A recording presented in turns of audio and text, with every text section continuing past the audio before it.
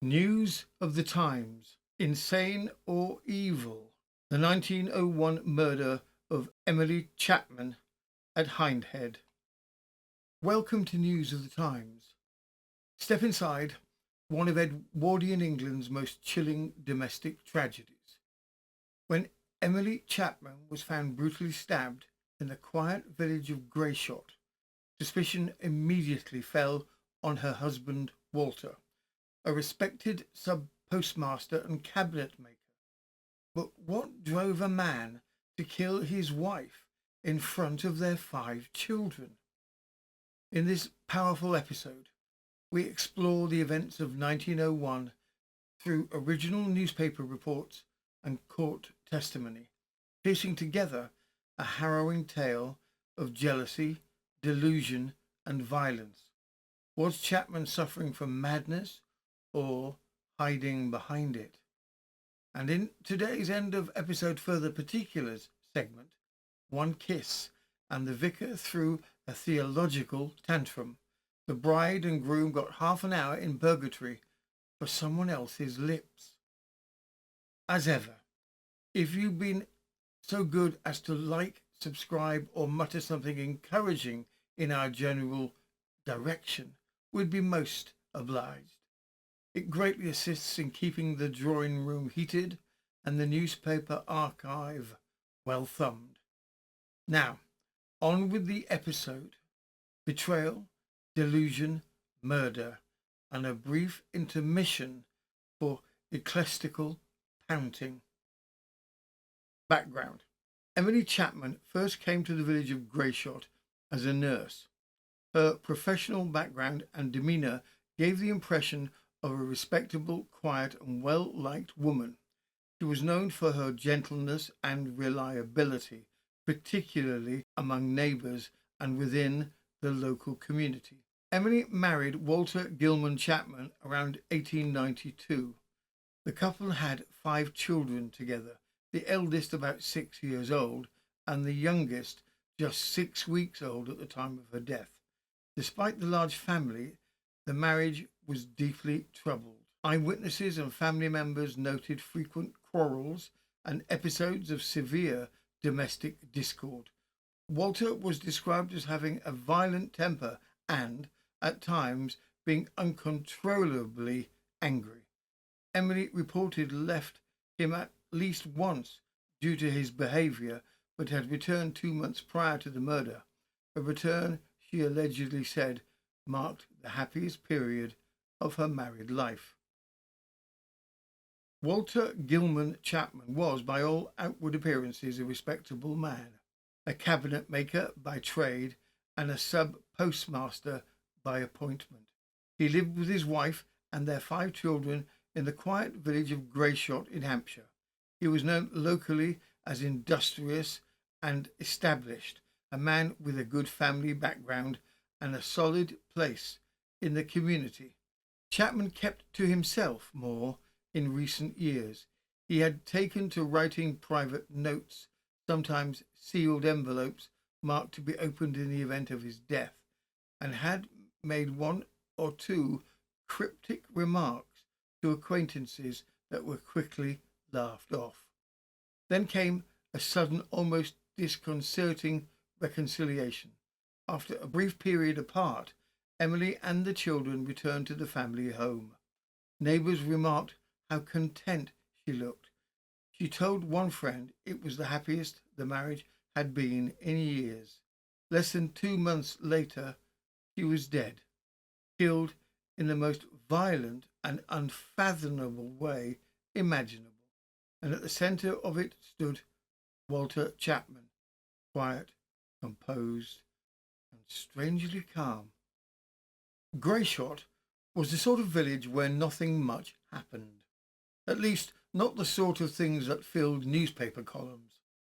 But on that July morning in 1901, as the post arrived and the children of the village began their usual mischief, something far darker was unfolding behind the doors of the village post office. Inside, Emily Chapman, a nurse by training, a mother of 5, and known to neighbours as a quiet and gentle soul was sharing breakfast with her husband. What happened next would leave the small village stunned, not just by the savagery of the act, but by the eerie calm that followed it. From the West Surrey Times, the 29th of July, 1901. Terrible tragedy at Hindhead. Wife brutally murdered by her husband. Prisoner before the magistrates. The village of Grayshott is a quiet, homely place, seldom awakened from its peaceful slumber by an excitement beyond that of everyday life. But on Monday morning it received a shock from which it will take some time to recover.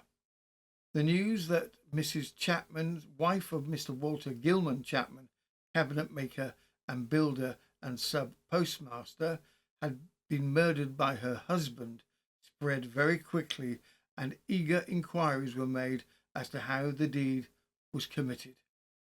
From inquiries, we learn that Chapman and his wife and family and 5 children were in the living room downstairs at about 9:45 a.m. It seems that Chapman then attacks his wife with a cabinet maker's chisel, 12 inches long and resembling a large darning needle. Whether she was washing the children at the time, as had been said, cannot be definitely ascertained, but she at once attempted to defend herself. Chapman, however, stabbed her in the breast and neck a number of times, and finally the chisel was left embedded in the poor woman's back. Mrs. Chapman must have then fallen exhausted and probably dead to the ground near the fireplace where she was afterwards found. From the condition of the body, the woman's struggle to release herself from the man's clutches must have been a desperate one. She received some terrible wounds on the breast and back, and her left hand was greatly lacerated. There was also wounds on both arms, and there was a light wound on her right knee. The children screamed and attracted the attention of several persons who were in the vicinity of the house. But as the cries of the children were not infrequent in the place, no notice was at first taken of the noise. It was not until Annie Harding, a servant in the employ of Mr. Chapman, came out of the house and said, "There is murder being done in here," that attention was drawn. Her cry was heard by the young apprentice Gilbert Winchester, employed by Chapman, who was working at the rear of the house, and at once went toward the house. He saw the side door open, and looking in, and he saw Chapman with his wife in his arms. He proceeded at once to inform Mr. Ernest Chapman, brother of the alleged murderer, who at once sent him for Dr. Lydon. The doctor was quickly on the scene, but he was only able to pronounce Emily's life extinct. It was not long either before P.C. Merritt of the Hampshire Constabulary was present. He ascertained from Dr. Lydon that the poor woman had died and that she had been brutally done to death by her husband. The arrest. P.C. Merritt at once proceeded to arrest the husband. He was sitting upon the bed in the bedroom close to where the crime had been committed. Chapman did not say a word when arrested and seemed to take things very calmly. P.C. Merritt conveyed him to the police station. The news of this terrible crime soon spread, and a large crowd gathered around the post office. Many reasons have been ascribed for the deed, but no one seems able to say with certainty what caused Chapman to commit the terrible crime. Jealousy is alleged to be one of the principal reasons for the crime. Chapman had accused his wife of infidelity, an accusation firmly believed to be unfounded. Chapman had a violent temper, a temper which at times seemed uncontrollable. Mr. H. White, the county coroner, will hold the inquest on the body tomorrow at the Fox and Pelican at 9:45 a.m. As investigations are begun, young 19-year-old Gilbert Winchester, the apprentice to the accused, recounts the horror scene he stumbled upon of his master and the bleeding wife in his master's arms, all surrounded by screaming young children. The apprentice interviewed. There's murder in there. Our reporter had an interview with Gilbert Winchester, an apprentice employed by Chapman. At the time of the murder, Winchester was in the workshop behind the post office. I heard some children screaming at about 10:15. I listened for a bit, but couldn't make it out. There was always kids about, and I went outside, listened, then went back to work. Later, when talking to a boy from the baker's, the servant girl came running out, crying, "There's murder in here." I ran up to the passage. The side door was open. I looked in and saw Chapman holding his wife. I only got a glimpse, but blood was running down her arms, and her arms were outstretched. The children were crying. I ran to get help and passed Mrs. Simmons from the post office. She was crying too. And then I fetched Ernest Chapman, Walter's brother. He sent me for a doctor. That's all I know. The next morning, under grey skies and heavier hearts, Walter Chapman was brought before the magistrates. It was a scene marked not by drama, but by peculiar stillness, as if the enormity of the crime was still settling in. There was no protest, no plea, no trace of the man once known as a village tradesman and father of 5. Just a pale figure in an easy chair, head bowed, barely acknowledging the charge read aloud, the brutal murder of his wife with the cabinet maker's tool. Chapman, when charged with the wilful murder of his wife by stabbing her with a carving tool, replied, "Quite right." Asked if he had had any questions, he faintly responded, "No." He was then remanded. Throughout the hearing, Chapman sat in an easy chair, leaning on his hand, showing no interest in the proceedings. From the West Surrey Times, the 2nd of August, 1901, the inquest. The inquest on the body of the murdered woman was held at the Fox and Pelican Pub Inn on Wednesday morning by the coroner for Central Hampshire. The coroner explained that he wished to give Chapman a chance of attending the inquest should he desire to do so.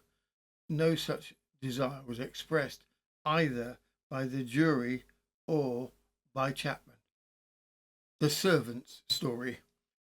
Annie Harding, domestic servant in the employ of Mr. Chapman, said she was in the house on Monday.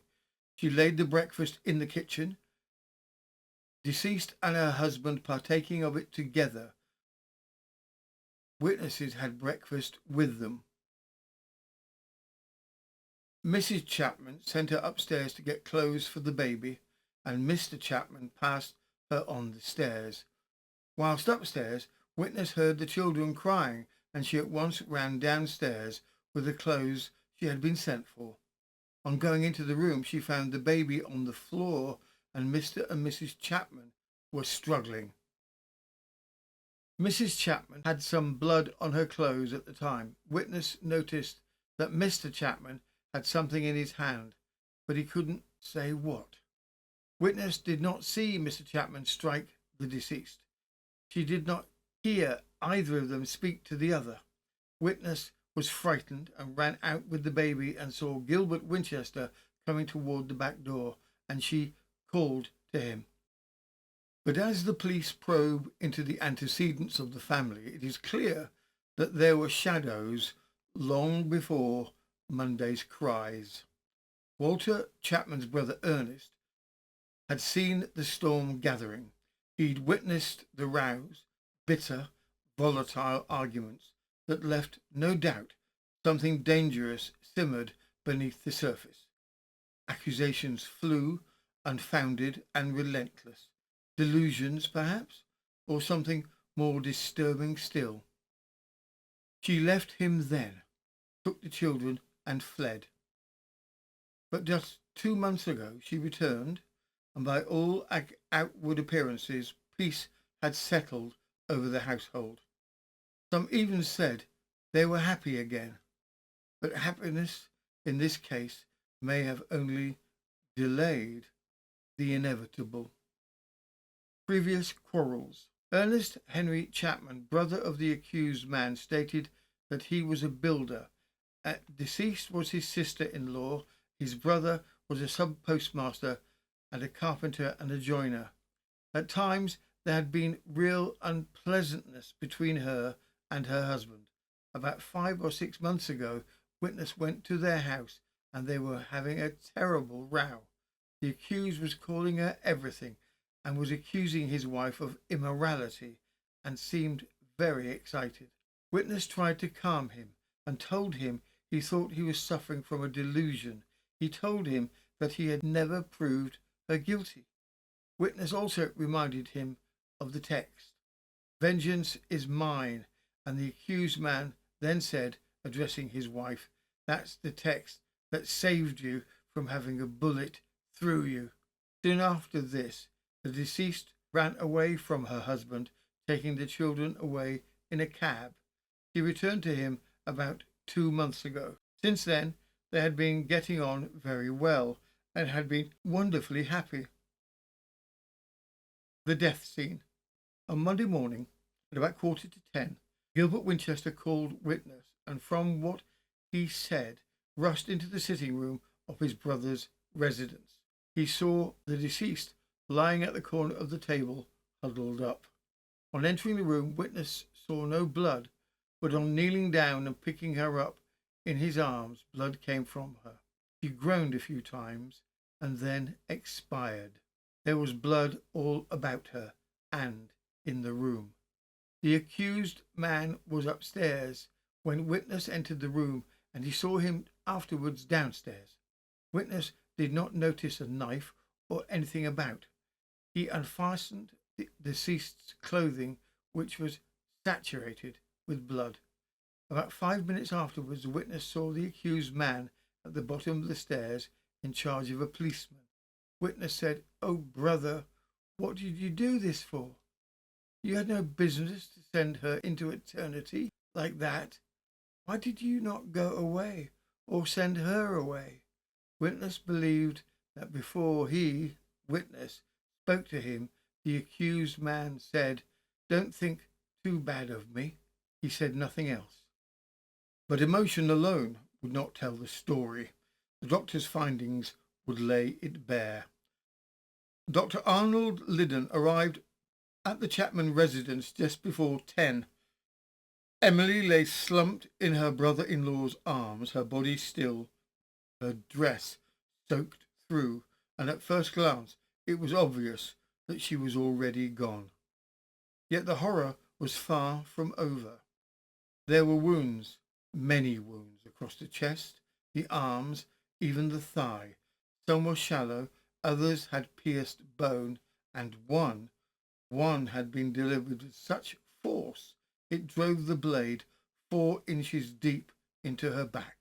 So deep, in fact, that the doctor had to remove it with pincers. And this was not a kitchen knife or some panicked choice of weapon. No, it was a wood carving tool, one used by Chapman in his trade. The final tally was staggering. Deep punches through the sternum, slashes across her limbs, and multiple fatal strikes to the heart and lungs. It had not been a single moment of madness. It had been an attack with focus, violence, and a most deliberate hand. The doctor's testimony. Dr. Arnold Liddon was called on Monday morning at about 10 minutes to 10 to the residence of the deceased. He went into the sitting room and found her on the floor, supported by the last witness. On examining her, he found that she was dead. She was fully dressed, but her dress was disordered in front, and the chest and clothing were covered in blood. He could see several puncture wounds on the chest caused by a sharp instrument, and the instrument produced might have caused the injuries. It was a tool used in carving. At his first examination of the body, he did not notice any weapon about, but subsequently he found the one produced sticking in the deceased's back. The shank of the tool was sticking out from the deceased's back about 1.5 inches, whilst the blade was firmly embedded in her back to the length of about 4 inches. Great force must have been used to have driven it so far. He was compelled to pull the tool out with a pair of pincers, so firmly was it embedded in the deceased. This was not the fatal blow. The witness made a post-mortem examination of the body on Tuesday. Several of the wounds had been caused by great violence, 2 of which passed completely through the breastbone. There was one wound on the left breast which had penetrated the lung, and there were several fatal wounds around the heart. All the wounds were such as might have been caused by the instrument produced. Death was caused by the injuries to the heart. Prisoner's statement. P.C. Merritt of the Hampshire Constabulary stationed at Grayshott stated that from information he received, he proceeded to the post office and subsequently went into a bedroom over the front room, and on a bed he saw the accused man. His hands were covering his face. He asked, "Are you aware your wife is dead?" Chapman answered, "I know it. I done it. Take me away." Later, at the police cottage, Chapman added, "My intention was to have blown my brains out and settled the lot. I'm only sorry I've left my poor little children behind." A blood-stained handle was found in the living room. When formally charged with murder, Chapman simply said, "Quite right." The coroner expressed sorrow for the fate of the 5 children now left without either parent. He reminded the jury their task was not to decide on motive or madness, but simply whether Chapman had caused the fatal injuries. The jury did not retire. They returned a verdict of wilful murder against Walter Gilman Chapman. He was committed for trial at the next assizes. 4 months after the horror at Grayshott, Walter Chapman once again appeared before the public eye, this time not as a grieving husband nor as a name in the headlines, but as a man on trial for his life. The courtroom in Winchester Assizes was solemn. Chapman, now 45, took his seat in the dock. His manner had changed little since his initial committal, although observers noted his peculiar habit of closing his eyes for long stretches, as if shielding himself from the weight of what was to come. From the Hampshire Chronicle, the 30th of November 1901, the Grayshott tragedy. Prisoner found insane. On Thursday morning, Walter Gilman Chapman, 45, joiner and formerly sub-postmaster of Grayshott and Headley, was placed in the dock charged with the wilful murder of his wife, Emily Chapman, on July 29. The prisoner, neither in his appearance nor demeanour, did not seem to have much altered since the time of his committal by the Alton magistrates early in August. When formally charged by the clerk of assizes, he replied, "I am guilty of manslaughter, not of murder," on which Mr. Matthews asked the judge to direct a plea of not guilty to be entered. During the somewhat less than an hour and a half which the trial occupied, the prisoner was allowed to be seated, and while evidently acute to all that was going on, his mannerism of closing his eyes was very noticeable. 3 or 4 of the witnesses examined before the magistrates were not called. Mr. Giles, at the outset of his opening address, remarked that there were certain circumstances connected with the case which might perhaps relieve them of some anxiety and coming to a conclusion. He went shortly through the story of the tragedy, mentioning that the prisoner had been married about 8 years and there were 5 children. A most careful examination of the prisoner had been made, a most careful inquiry into his antecedents, and as the result evidence would be laid before the jury, He asked to the condition of the mind of the prisoner. Undoubtedly, some 3 or 4 years ago, and even within a short time of the commitment of this act, the accused had been subject to delusions with regard to his wife's morality. Delusions which he, Mr. Giles, was instructed had no foundation in fact. He was under the delusion that he was being shadowed by detectives, which too was also without foundation. In May last, Grayshott being a sub-post office under Petersfield, prisoner sent a telegram to the postmaster of Petersfield to the effect, "Diabolical plot to ruin me." The testimony now turned inward to family. Ernest Chapman, the prisoner's brother. He recounted the bloody scene of that fateful day, confirming his previous testimony. But then he recounted what he considered to be delusions on the part of his brother that concerned him at the time.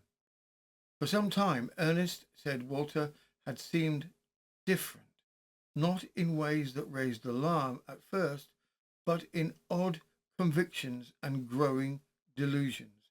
He believed his wife was unfaithful, that the children weren't truly his, and that he was being followed, watched, shadowed by invisible forces.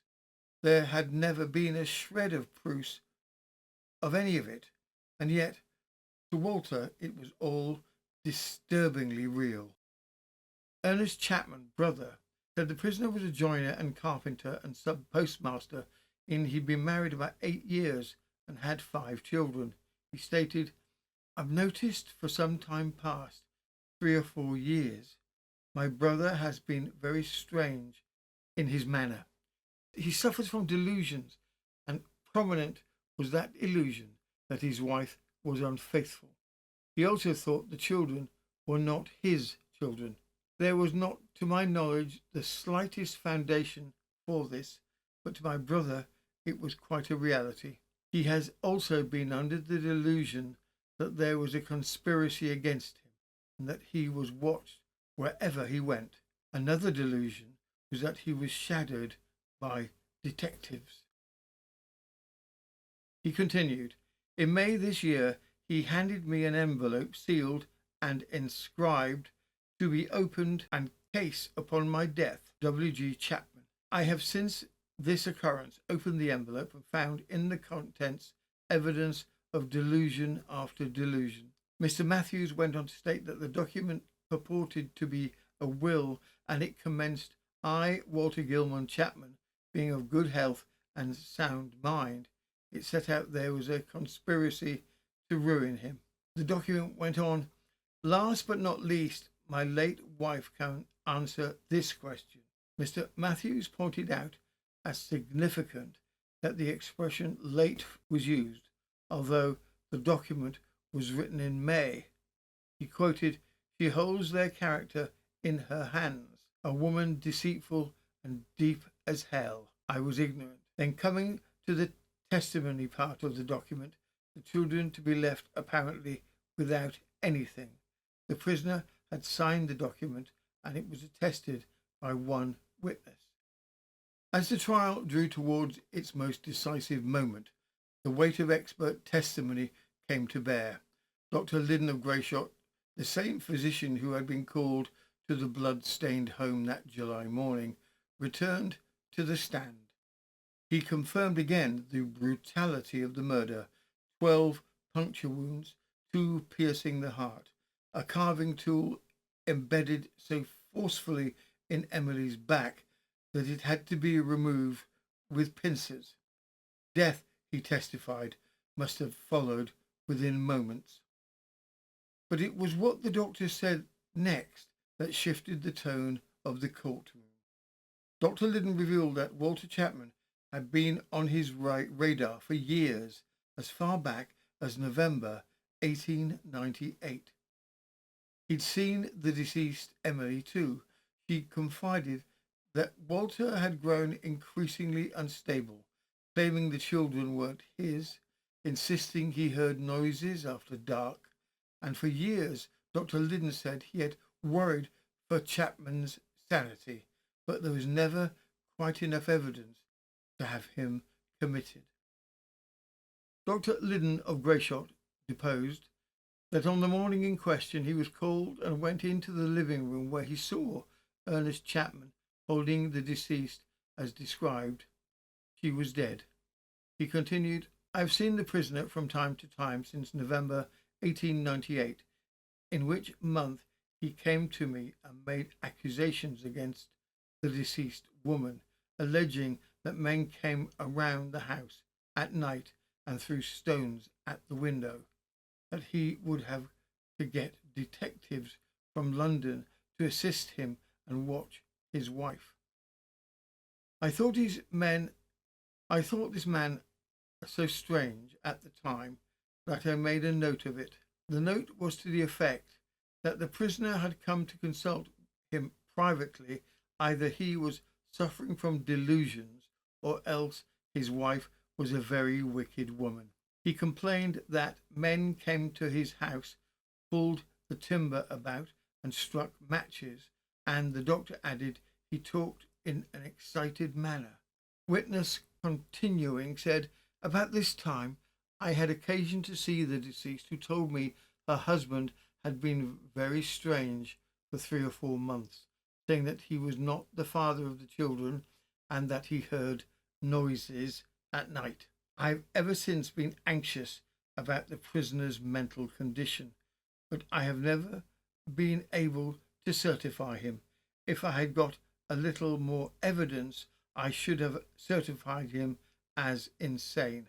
Asked by the court whether he believed Chapman to have been insane at the time of the fateful event, Dr. Liddon responded, I have no doubt. Was he so insane as not to be responsible for his actions? I have no doubt, he repeated. With the tide of testimony leaning ever more heavily towards insanity, the prosecutor called its final expert witness, Dr. Worthington, superintendent of the Hampshire County Lunatic Asylum, with an additional final word which came from Dr. Richards, medical officer of Winchester Prison. Dr. Worthington deposed, I was instructed by the Treasury to examine the prisoner and inquire as to his antecedents, and I did so.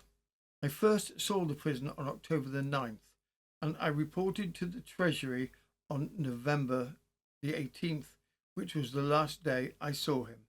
In my opinion, he was insane at the time the crime was committed. It is clear that he was subject to delusions. He told me his wife was unfaithful to him. He told me of this conspiracy, and he told me of his being shadowed. Dr. Worthington asked, when you say he was insane at the time, do you mean he did not understand the nature of the act? Dr. Worthington answers, I think at the time he was under an uncontrollable impulse and that he did not know what he was doing. I do not think he understood what he was doing.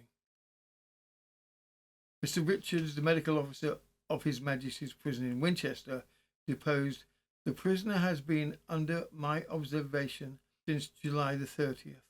I see all the reports as to the prisoner from time to time. Asked what opinion he had formed as to the prisoner's mental capacity on July 29th, he responds, I believe he was insane.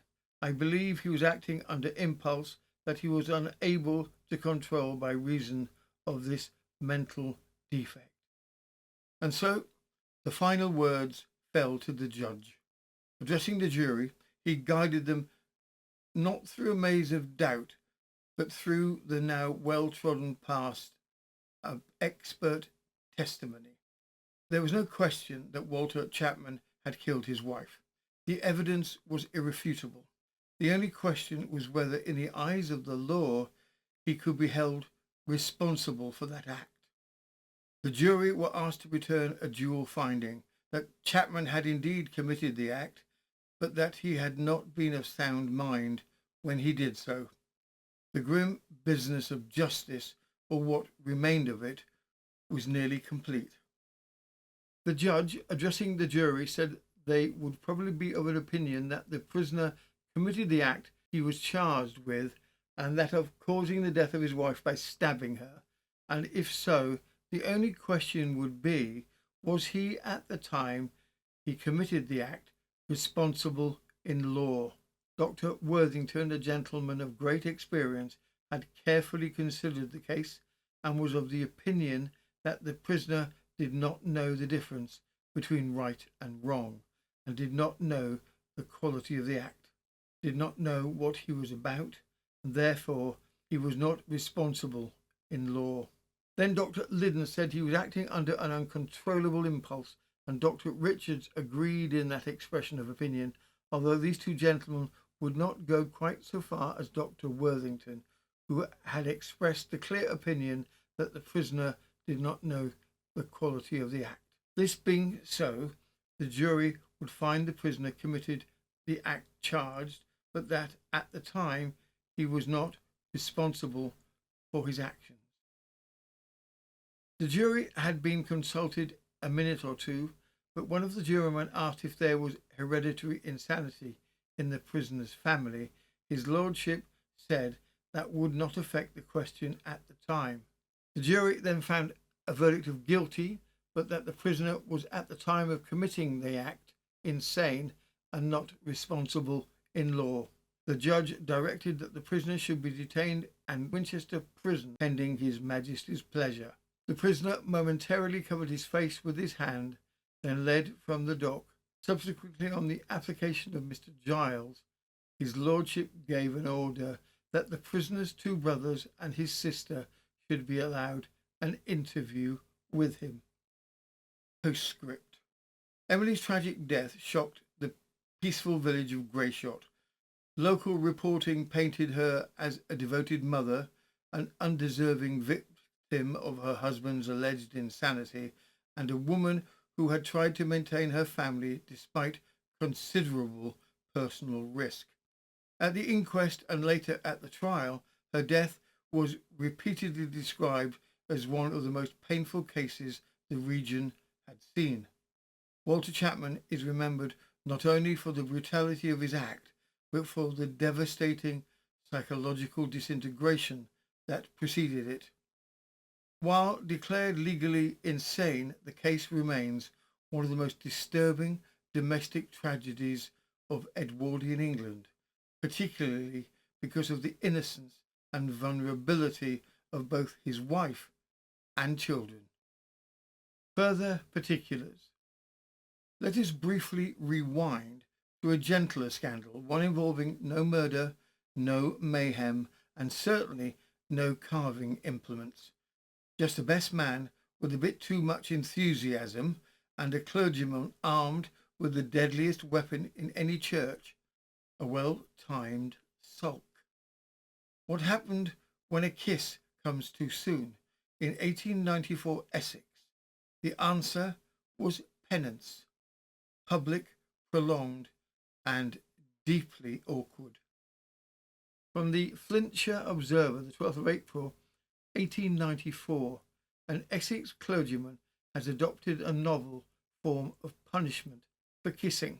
While a wedding was in progress, the two principals rose from the chancel steps where they had been kneeling to advance to the rails of the communion table.